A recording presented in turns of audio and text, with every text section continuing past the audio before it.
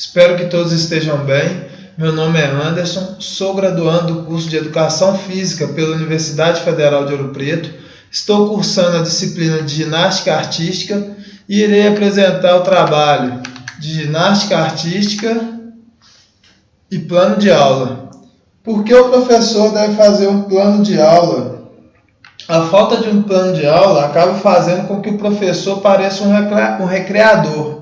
Dessa forma, o professor consegue organizar o ambiente de trabalho de maneira que alcance os objetivos, pois ele evita a improvisação, antevém as dificuldades, organiza o trabalho didático, distribui o trabalho em relação ao tempo de aula e outros fatores, como economizar esforços, assegurar os resultados para que as aulas não sejam tarefas mecânicas e sem vida.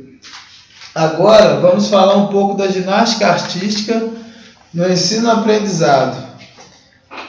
A sua importância na formação de crianças e jovens se dá pelo arsenal motor que esse esporte consegue desenvolver, tendo em vista que, na atualidade, as crianças perderam muito desse arsenal motor devido ao aumento da tecnologia.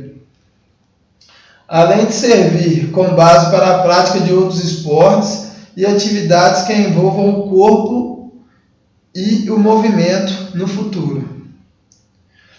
Então, a ginástica artística também desenvolve capacidades físicas importantes, como a força, flexibilidade, equilíbrio, resistência, atividades psíquicas, como atenção, tomada de decisão, autoconfiança, perseverança, paciência, disciplina, e sociais, como interação entre os alunos, interação aluno-professor, a interação, aquela ajuda mútua na prática da atividade. Agora, como o professor pode planejar uma boa aula para que todas essas capacidades sejam desenvolvidas? Primeiro, o professor deve sondar, ou seja, avaliar o ambiente como um todo, avaliar os alunos, o número de alunos, os equipamentos disponíveis, se é preciso improvisar, para a partir desse levantamento, ele elaborar o seu plano de aula.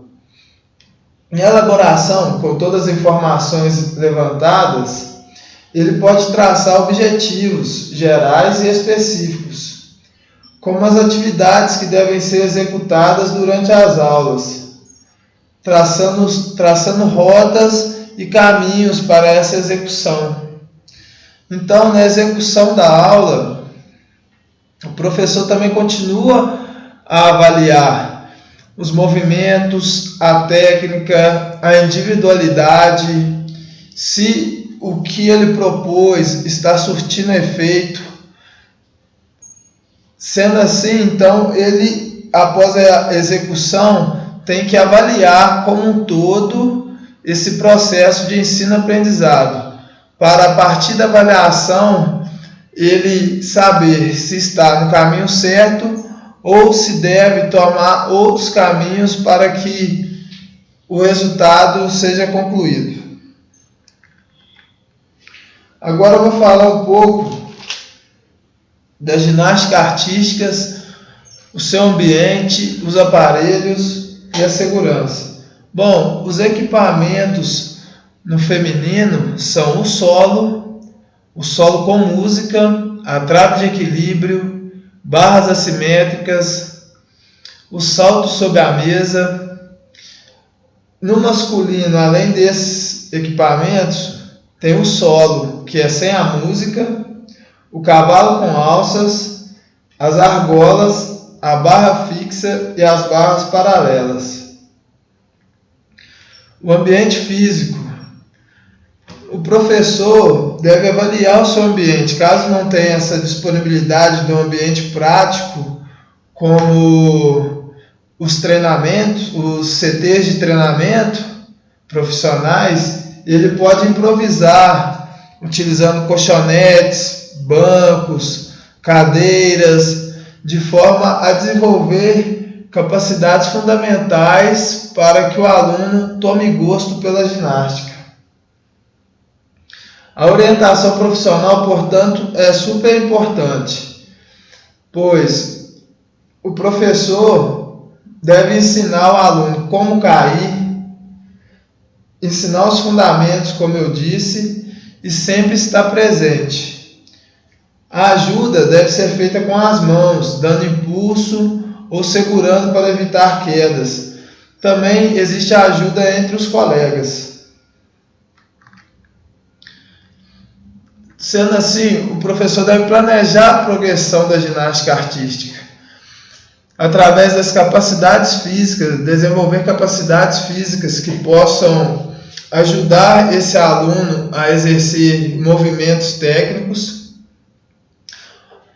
proporcionar uma segurança para o aluno, para que ele possa perder o medo de cair, o medo de lesionar, principalmente nas aterrissagens.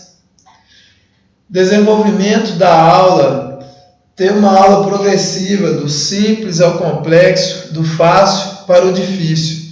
Dessa forma, o aluno vai se manter motivado.